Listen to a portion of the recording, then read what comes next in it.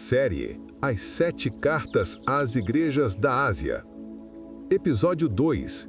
Éfeso, a igreja que perdeu o primeiro amor. Ao anjo da igreja em Éfeso: ortodoxia sem amor é morte espiritual. Imagine a cidade mais importante da Ásia. Não estou falando de qualquer cidade. Estou falando da segunda maior metrópole do Império Romano, perdendo apenas para Roma. Uma cidade com 500.000 de habitantes, repleta de filósofos, mercadores, magos, prostitutas sagradas e uma das 7 maravilhas do mundo antigo, erguida em honra a uma deusa pagã. Agora imagine que no coração dessa Babilônia comercial e religiosa existe uma comunidade de cristãos. Pessoas que renunciaram às orgias rituais, que se recusam a queimar incenso ao imperador, que enfrentam diariamente perseguição por causa de um carpinteiro judeu crucificado. Esta é Éfeso, e esta é a primeira igreja a receber uma carta do Cristo ressurreto.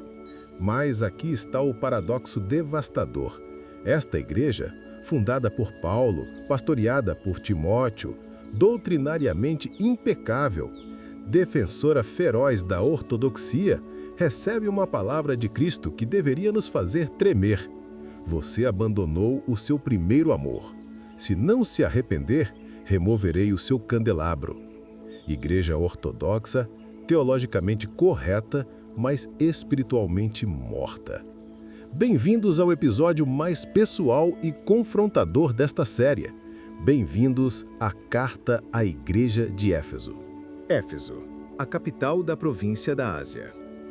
Para compreender a profundidade desta carta, precisamos primeiro mergulhar na cidade de Éfeso.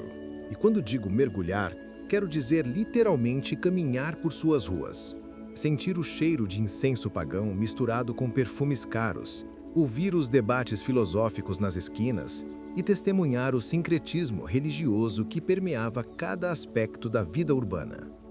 Éfeso foi fundada no século X a.C. por colonos gregos jônios e, ao longo dos séculos, tornou-se o epicentro comercial, cultural e religioso da Ásia Menor. Em 133 a.C., quando o último rei de Pérgamo morreu sem herdeiros e legou seu reino a Roma, Éfeso foi declarada a capital da nova província romana da Ásia. No primeiro século, exatamente quando Paulo chegou lá, a cidade tinha uma população estimada entre 400 e 500 mil habitantes, tornando-se a quinta cidade mais populosa do Império. Mas Éfeso não era apenas grande, era magnífica. Sua arquitetura rivalizava com a de Roma. A biblioteca de Celso abrigava mais de 12.000 rolos de manuscritos, sendo a terceira maior biblioteca do mundo antigo. O teatro, ainda preservado até hoje em dia, acomodava 25.000 espectadores. As ruas eram pavimentadas com mármore polido. Havia ginásios, banhos públicos luxuosos, templos dedicados aos imperadores e uma próspera zona portuária que conectava Éfeso às rotas comerciais de todo o Mediterrâneo. Mas toda essa glória material escondia uma profunda escravidão espiritual. Éfeso era um caldeirão de religiões. Cultos mistéricos orientais, filosofias gregas, adoração ao imperador romano, magia negra egípcia e, dominando tudo, o culto à grande deusa Ártemis, a quem os romanos chamavam Diana. O Templo de Ártemis, a maravilha que escravizava. Se você perguntasse a qualquer cidadão de Éfeso qual era a maior glória de sua cidade, ele responderia imediatamente: o Templo de Ártemis. E com razão. Essa estrutura colossal, 127 colunas de mármore, cada uma com 18 metros de altura, um edifício de 130 metros de comprimento por 70 de largura, era uma das 7 maravilhas do mundo antigo. Levou 120 anos para ser construído. Mas Ártemis não era simplesmente uma deusa da mitologia grega. Ela era a personificação da fertilidade, da sexualidade ritualística e do poder feminino divino. A imagem dela, preservada em moedas antigas, mostra uma figura bizarra, múltiplos seios, ou ovos, ou testículos de touro sacrificados, dependendo da interpretação. O culto envolvia prostituição sagrada, orgias rituais e uma classe sacerdotal de eunucos que se castravam em devoção à deusa. O templo não era apenas um local religioso, era o banco central de Éfeso. Funcionava como tesouro, onde mercadores depositavam fortunas sob a proteção da deusa. Era também um asilo político. Criminosos que alcançassem o recinto sagrado não podiam ser presos. E claro, era uma máquina econômica. A indústria de souvenirs, pequenas imagens de prata de Ártemis, empregava milhares de artesãos e gerava riqueza incalculável. Agora você compreende o contexto. Quando Paulo chegou em Éfeso, ele não estava entrando em território neutro. Ele estava invadindo o quartel-general de um dos mais poderosos sistemas religiosos do mundo antigo. E quando ele começou a pregar que havia um único Deus verdadeiro, que os ídolos de prata não eram nada, e que a salvação vinha através de um Cristo crucificado, não através de rituais sexuais ou oferendas a deusas, isso não foi apenas teologia, foi uma declaração de guerra espiritual. A fundação da igreja. Paulo em Éfeso.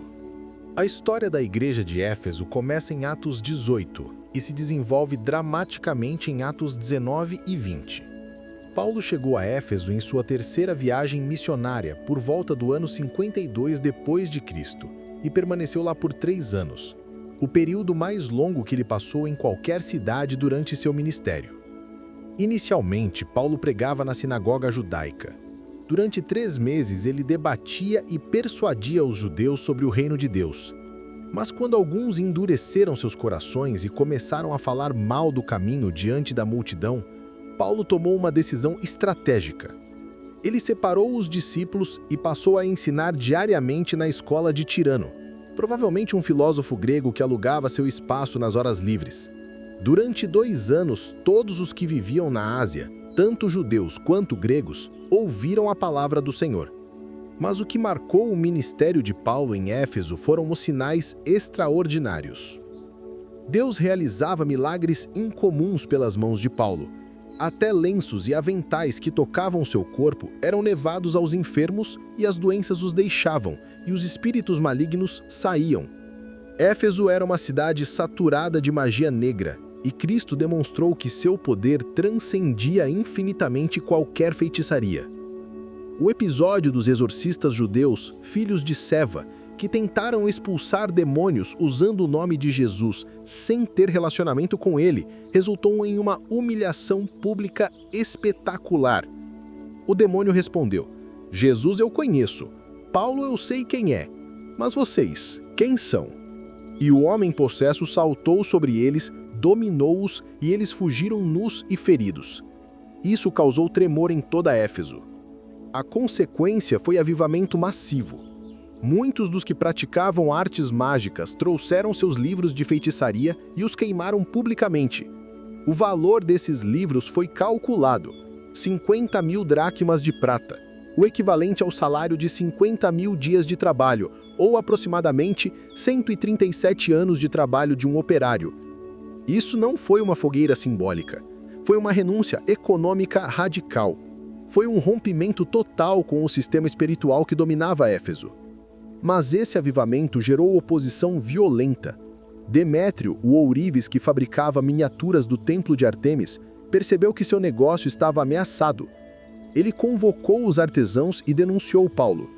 Este homem tem convencido e desviado multidões dizendo que deuses feitos por mãos humanas não são deuses. O resultado foi um tumulto de proporções épicas. A cidade inteira se encheu de confusão e a multidão se lançou unânime ao teatro, gritando por 2 horas: "Grande é a Ártemis dos Efésios!" Paulo queria enfrentar a multidão, mas os discípulos não o permitiram. A situação só foi controlada quando o escrivão da cidade acalmou a multidão, advertindo que eles corriam risco de serem acusados de insurreição por Roma. Paulo saiu de Éfeso logo depois, não derrotado, mas vitorioso. A igreja estava plantada, o evangelho havia penetrado as estruturas e o império de Ártemis estava rachando. Timóteo, o primeiro bispo de Éfeso. Mas a história não termina com a partida de Paulo. Ele deixou algo precioso em Éfeso: liderança fiel. Timóteo, o filho espiritual de Paulo, aquele a quem o apóstolo chamava de meu verdadeiro filho na fé, foi deixado em Éfeso com uma missão crítica: combater falsas doutrinas, ordenar presbíteros qualificados e consolidar a igreja. As duas cartas que Paulo escreveu a Timóteo são essencialmente manuais de liderança pastoral para a igreja de Éfeso. Em 1 Timóteo 1:3-4, Paulo escreve: Como lhe roguei, quando parti para a Macedônia, que permanecesse em Éfeso para advertir a certas pessoas que não ensinem doutrinas falsas, nem se dediquem a mitos e genealogias intermináveis. Éfeso estava sob ataque ideológico constante. Havia infiltração de ensinos gnósticos, judaizantes e sincretistas. Timóteo enfrentou oposição, dúvidas pessoais e até desprezo por sua juventude. Paulo precisou encorajá-lo. Ninguém o despreze pelo fato de você ser jovem, mas seja um exemplo para os fiéis na palavra, no procedimento, no amor, na fé e na pureza. A tradição da igreja primitiva nos conta que Timóteo serviu fielmente como bispo de Éfeso, até ser martirizado por volta do ano 97 DC, durante uma procissão pagã em honra à deusa Ártemis, quando tentou impedir o culto idolátrico. Por volta do ano 95 DC, cerca de 40 anos após Paulo fundar a igreja, João, o último apóstolo vivo, está exilado em Pátimos. E é dali que Cristo envia esta carta à igreja de Éfeso. Uma igreja que tinha história gloriosa, fundamento apostólico, liderança fiel, ortodoxia doutrinária impecável, mas que havia perdido algo essencial. E é aqui que entramos na exegese versículo a versículo da carta. Apocalipse 2:1. A apresentação de Cristo. Ao anjo da igreja em Éfeso escreve: Estas coisas diz aquele que conserva na mão direita 7 estrelas e que anda no meio dos 7 candelabros de ouro. Primeiro precisamos entender: quem é o anjo da igreja? A palavra grega angelos significa literalmente mensageiro. Há 3 interpretações principais. 1. Um anjo literal que representa a igreja no mundo espiritual. 2. O líder humano da igreja, possivelmente Timóteo ou seu sucessor. 3. O espírito ou caráter dominante daquela congregação. A terceira interpretação parece mais consistente com o fato de que as cartas claramente se dirigem às comunidades inteiras, não apenas a indivíduos. Agora, Cristo se apresenta de forma específica. Ele conserva na mão direita as 7 estrelas, que representam os anjos líderes das 7 igrejas, e anda no meio dos 7 candelabros de ouro, que representam as próprias igrejas. Esta não é uma imagem acidental. Para Éfeso, uma igreja que perdeu o amor, Cristo se apresenta como aquele que está presente, ativo, caminhando entre elas. Ele não é um Deus distante. Ele está ali, observando, examinando, sustentando. A imagem de conservar na mão direita comunica posse, controle, proteção e autoridade. As estrelas, os líderes, não pertencem a si mesmos. Eles pertencem a Cristo. E a igreja não existe de forma autônoma. Cristo anda no meio dela, examinando cada lamparina, verificando se ainda há luz ou se o óleo se esgotou. Canal A Voz dos Livros apresenta série As 7 Cartas às Igrejas da Ásia. Apocalipse 2, 2-3. O elogio. Obras, trabalho, perseverança, discernimento. Abre aspas. Conheço as tuas obras, o teu labor e a tua perseverança, e que não podes suportar homens maus, e que puseste à prova os que a si mesmos se declaram apóstolos, e não são, e os achaste mentirosos. E tens perseverança e suportaste provas por causa do meu nome, e não te deixaste esmorecer. Fecha aspas. Cristo começa com elogios genuínos e substanciais. Não é repreensão imediata. Ele reconhece 4 coisas extraordinárias sobre Éfeso. Primeiro, conheço as tuas obras. A palavra grega ergon indica ações concretas, realizações tangíveis. Éfeso não era uma igreja preguiçosa ou inativa. Havia ministério acontecendo, pessoas sendo servidas, trabalho prático sendo realizado. Segundo, o teu labor, kopos em grego, que significa trabalho árduo até a exaustão, esforço que cansa. Não era um cristianismo superficial de domingo. Era comprometimento que custava suor, lágrimas, sacrifício pessoal. Terceiro, perseverança, upomone, a capacidade de suportar dificuldades, pressões, perseguições sem desistir. Éfeso não era uma igreja de crentes voláteis que abandonavam o barco na primeira tempestade. Quarto, e aqui está algo absolutamente crucial, não pode suportar homens maus. A palavra grega ou dunamai, bastassai, significa não tem capacidade de carregar ou tolerar. Éfeso tinha zero tolerância com falsidade, imoralidade e heresia. Eles puseram à prova, eperasas, que significa testar, examinar rigorosamente aqueles que se autoproclamavam apóstolos, e o veredito foi implacável. Os achaste mentirosos, pseudeis. Isso é discernimento doutrinário em ação. Numa era onde não julgueis se tornou o único mandamento absoluto da cristandade contemporânea, Éfeso nos confronta. Havia falsos mestres circulando, possivelmente os nicolaítas, que promoviam compromisso com idolatria e imoralidade sexual. E Éfeso não os recebeu de braços abertos em nome do amor. Eles os testaram pela Escritura, os expuseram como mentirosos e os rejeitaram. Cristo elogia isso explicitamente. Ele não os repreende por serem duros ou sem amor ao rejeitar falsos mestres. Pelo contrário, ele diz: tens, contudo, a teu favor que odeias as obras dos nicolaítas, as quais eu também odeio. Este é um dos versículos mais politicamente incorretos da Bíblia.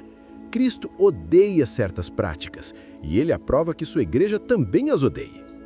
Apocalipse 2:4.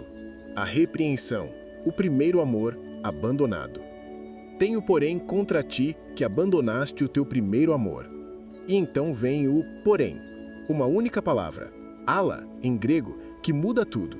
Apesar de todas as suas virtudes, apesar da ortodoxia impecável, apesar do trabalho árduo, apesar da perseverança, apesar do discernimento, há algo catastroficamente errado. Tens afeikes, você abandonou, largou, deixou de lado, ten agapen sutem proten, o seu amor, o primeiro. Aqui está a pergunta que gera 1000 sermões. O que é o primeiro amor? Há 3 interpretações principais que precisamos considerar cuidadosamente. Primeira interpretação: o amor inicial pela salvação. Muitos pregadores interpretam isso como aquele fervor emocional dos primeiros dias de conversão, quando você orava mais, jejuava mais, evangelizava com paixão, tinha fome insaciável pelas Escrituras. O problema com essa interpretação é que os versículos 2 e 3 já elogiaram Éfeso por obras, labor e perseverança contínuos. Se eles ainda estavam trabalhando arduamente, então não era questão de preguiça ou diminuição de atividade. Segunda interpretação: amor sacrificial disposto ao martírio. Alguns teólogos sugerem que o primeiro amor se refere ao amor expresso no testemunho que está disposto até a morrer por Cristo. Mas, novamente, o versículo 3 já elogiou: suportaste provas por causa do meu nome, e não te deixaste esmorecer. Claramente, eles ainda estavam firmes sob perseguição. Terceira interpretação, e esta é a mais convincente: o amor perdido era a ternura, benignidade, compaixão e graça no relacionamento, tanto com Deus quanto entre os irmãos. Éfeso se tornou tão militantemente ortodoxo, tão focado em combater heresias, tão endurecido pela batalha teológica constante, que perdeu a doçura do amor cristão. Eles amavam a doutrina mais do que amavam as pessoas. Eles odiavam o erro mais do que amavam os pecadores. Eles tinham razão, mas seus corações estavam frios. Pense nisso. Você pode estar doutrinariamente impecável e espiritualmente muito. Você pode defender a verdade com brutalidade e perder a essência da verdade, que é o próprio Cristo, que é amor encarnado. Você pode odiar corretamente as obras dos nicolaítas e, no processo, começar a odiar os próprios nicolaítas, esquecendo que Cristo morreu por eles também. Paulo havia advertido os líderes de Éfeso em Atos 20, 29 e 31 que lobos ferozes entrariam no meio deles, não poupando o rebanho. E Éfeso levou isso tão a sério que construiu muralhas doutrinárias impenetráveis. Mas no processo de se proteger, eles se tornaram uma fortaleza fria. Ortodoxia sem amor é farisaísmo.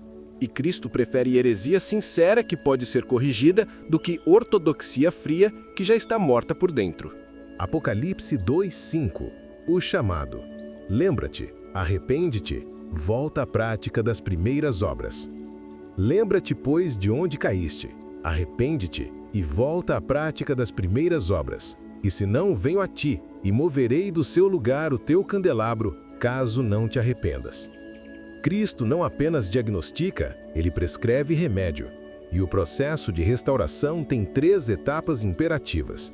Primeiro, lembra-te, mnemoneu, faça memória. Recorde conscientemente, lembre-se de onde você caiu. Isso indica que houve uma queda. Não foi declínio gradual imperceptível, foi uma queda real, identificável. Houve um momento, talvez vários momentos, em que Éfeso escolheu ortodoxia dura no lugar de amor gracioso. Segundo, arrepende-te, metanoia. Mude sua mente, transforme sua mentalidade, reconheça o pecado e volte-se radicalmente contra ele. Arrependimento não é sentimento de remorso, é decisão de mudança, é admissão.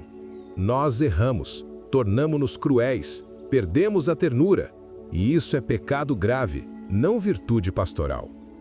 Terceiro, volta à prática das primeiras obras. Ta prota erga poiesson. Aqui está a chave. Não é volta aos primeiros sentimentos. Sentimentos vêm e vão. É volta às primeiras obras. Obras motivadas por amor, não apenas por dever. Obras que incluem paciência com os fracos, compaixão com os que erram, mansidão com os que duvidam, hospitalidade sacrificial, perdão generoso. E então vem a advertência mais aterrorizante da carta. Se não, venho a ti e moverei do seu lugar o teu candelabro, caso não te arrependas. Esta é uma ameaça de extinção eclesiástica. O candelabro representa a própria existência da igreja como luz no mundo. Se você perde o amor, você perde sua identidade como igreja, mesmo que mantenha toda a estrutura, doutrina e organização. E historicamente isso aconteceu. Hoje você pode visitar as ruínas de Éfeso na Turquia, templos caídos, teatro silencioso e nenhuma igreja cristã viva. O candelabro foi removido. Não por perseguição externa, mas por morte interna. Ortodoxia sem amor mata. Apocalipse 2, verso 6, reafirmação do elogio. Tens, contudo, a teu favor que odeias as obras dos nicolaítas, as quais eu também odeio. Cristo reafirma o elogio, mas agora o contexto mudou. Depois de repreender a falta de amor, ele diz: vocês odeiam as obras dos nicolaítas, e eu também. Mas agora a pergunta implícita é: vocês odeiam apenas as obras, ou vocês começaram a odiar as pessoas também?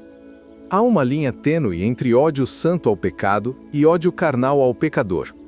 Os nicolaítas, provavelmente seguidores de alguma forma de gnosticismo libertino, ensinavam que, porque a salvação é pela graça, o corpo é irrelevante, e, portanto, cristãos poderiam participar de festas idolátricas e imoralidade sexual sem consequências espirituais.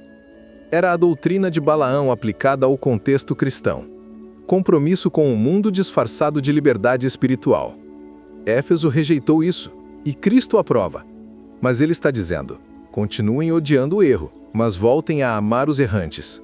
Sejam inflexíveis com a doutrina, mas sejam terros com os doutrinados. Não percam o equilíbrio. Apocalipse 2:7. A promessa ao vencedor. Quem tem ouvidos, ouça o que o Espírito diz às igrejas. Ao vencedor, dar-lhe-ei que se alimente da árvore da vida que se encontra no paraíso de Deus. A fórmula "quem tem ouvidos, ouça" aparece nas 7 cartas. É um chamado à atenção intencional. Não é "quem tem ouvidos ouvirá automaticamente". É "quem tem ouvidos, ouça", imperativo. Decida ouvir, escolha processar. Não deixe essas palavras escorrerem. E então a promessa: ao vencedor. tonikonti, aquele que conquista, que prevalece, que permanece fiel apesar das provações. E qual é a recompensa? Comer da árvore da vida que está no paraíso de Deus. Esta é uma reversão simbólica profunda. Em Gênesis 3, Adão e Eva foram expulsos do Éden e impedidos de comer da árvore da vida, para que não vivessem eternamente em estado de pecado. Agora, em Cristo, o acesso é restaurado. Mas observe a conexão com Éfeso especificamente. A cidade era famosa por suas árvores sagradas, bosques dedicados a Ártemis. Havia uma árvore da vida falsa no templo pagão. Cristo diz: eu lhes darei acesso à verdadeira árvore da vida, vida eterna, nutrição espiritual inesgotável, comunhão plena com Deus. O perigo da ortodoxia sem amor.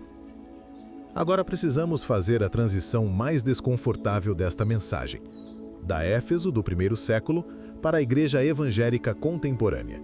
E se somos honestos, brutalmente honestos, veremos que Éfeso nos olha de volta no espelho.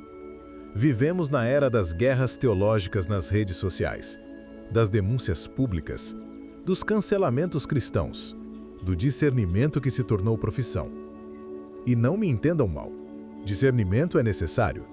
Falsos mestres precisam ser expostos, heresias precisam ser refutadas.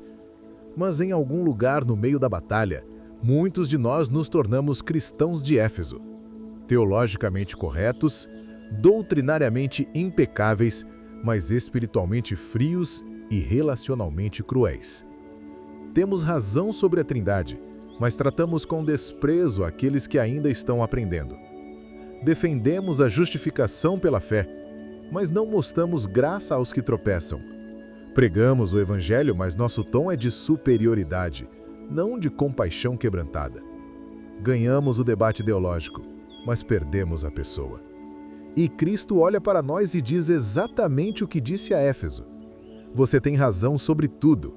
Você trabalha duro. Você persevera. Você discerne heresias. Mas você abandonou o amor. E se não se arrepender, removerei seu candelabro. Você deixará de ser luz no mundo, mesmo que continue sendo ortodoxo. O equilíbrio entre verdade e amor. A questão não é escolher entre verdade e amor, como se fossem opostos.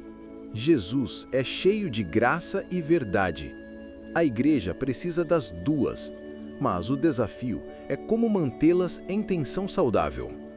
Verdade sem amor produz fariseus, pessoas tecnicamente corretas, mas espiritualmente repulsivas. Amor sem verdade produz tolerância tóxica, aceitação de tudo, confronto de nada, transformação de ninguém. O cristianismo autêntico é verdade falada em amor, amor fundamentado em verdade. Paulo, escrevendo aos Efésios décadas antes desta carta de Cristo, já havia dado a fórmula. Antes, seguindo a verdade em amor, cresçamos em tudo naquele que é a cabeça, Cristo. Efésios 4:15. Verdade em amor. Não verdade versus amor. Verdade em amor. A verdade é o conteúdo. O amor é o método de entrega. Onde estamos? Então deixe-me fazer perguntas pessoais e desconfortáveis, e responda com honestidade diante de Deus, não diante de mim. Você se alegra quando descobre erro teológico em alguém, porque isso valida sua superioridade, ou você se entristece porque sabe o perigo em que aquela pessoa está? Quando você corrige um irmão, seu tom é de restauração paciente ou de julgamento orgulhoso? Você defende a doutrina porque ama a Deus e sua igreja, ou porque ama estar certo? Sua ortodoxia produz ternura crescente ou dureza crescente? Você está mais compassivo hoje do que era há 5 anos, ou mais crítico? As pessoas ao seu redor experimentam você como alguém seguro para confessar dúvidas e falhas, ou como alguém que vai expor e envergonhar?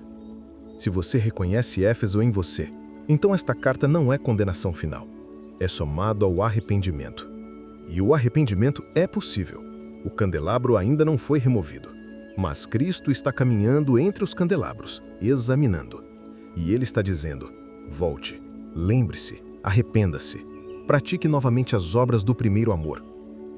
Então, o que aprendemos sobre Éfeso? Conhecemos a cidade, capital da Ásia, metrópole de 500 mil de habitantes, centro do culto a Ártemis, cidade de magia, filosofia e sincretismo. Vimos Paulo chegar e plantar a igreja através de 3 anos de ensino poderoso, confronto espiritual dramático e avivamento que resultou em queima pública de livros de feitiçaria no valor de 137 anos de salário. Vimos Timóteo ser deixado como líder pastoral, enfrentando falsas doutrinas e consolidando a igreja. E então, 40 anos depois, recebemos a carta de Cristo, elogios por obras, labor, perseverança e discernimento. Repreensão por perder o primeiro amor, chamado triplo ao arrependimento. Lembrar, arrepender-se e praticar. Advertência de remoção do candelabro e promessa de comer da árvore da vida. A grande lição: ortodoxia sem amor é morte espiritual disfarçada de fidelidade. Mas a jornada pelas 7 igrejas está apenas começando, e o contraste entre Éfeso e a próxima igreja não poderia ser mais dramático. Se Éfeso era rica, poderosa, doutrinariamente sólida, mas espiritualmente fria, Esmirna era exatamente o oposto. No próximo episódio, vamos conhecer Esmirna, a igreja perseguida que não recebe nenhuma repreensão. Uma das apenas 2 igrejas das 7 que Cristo elogia sem qualquer palavra de censura. Uma igreja pobre materialmente, mas rica espiritualmente. Uma igreja sob perseguição brutal, enfrentando prisão, tortura e morte. Uma igreja a qual Cristo diz: não temas as coisas que tens de sofrer. Sê fiel até a morte e te darei a coroa da vida. Vamos descobrir por que Esmirna era chamada a mais bela das cidades da Ásia. Vamos conhecer a sinagoga de Satanás e entender quem eram os que se diziam judeus, mas não eram.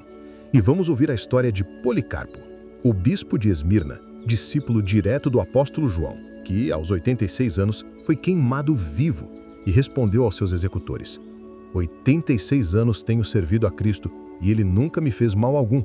Como posso blasfemar contra meu rei que me salvou? Antes do próximo episódio, faça 3 coisas. Primeira, leia Apocalipse 2, os versículos de 8 a 11, a carta completa a Esmirna. Segunda, pergunte ao Espírito Santo: onde eu perdi o primeiro amor? Em que áreas da minha vida espiritual a ortodoxia substituiu a compaixão? E terceira, identifique uma pessoa que você julgou duramente, teológica ou moralmente, e ore por ela com compaixão genuína. Não ore: Senhor, corrija. Ore: Senhor, tenha misericórdia dela e de mim. Agora, vá aos comentários e responda: qual é o maior desafio de manter verdade e amor juntos? Use a hashtag #PrimeiroAmor. Suas respostas vão me ajudar a entender suas lutas e, quem sabe, abordar isso nos próximos episódios. Se esta mensagem confrontou você como confrontou a mim, compartilhe. Há muitos Efésios por aí, teologicamente corretos, mas espiritualmente secos, que precisam ouvir o chamado de Cristo ao arrependimento. Inscreva-se, ative o sininho e caminhe comigo pelas 7 igrejas. Que o nosso Criador nos conceda discernimento para odiar o pecado como Ele odeia, mas amor para amar pecadores como Ele ama. Que a nossa ortodoxia seja sempre temperada com ternura e a nossa graça sempre fundamentada em verdade. Até Esmirna. A graça do Senhor Jesus Cristo seja com você. Amém.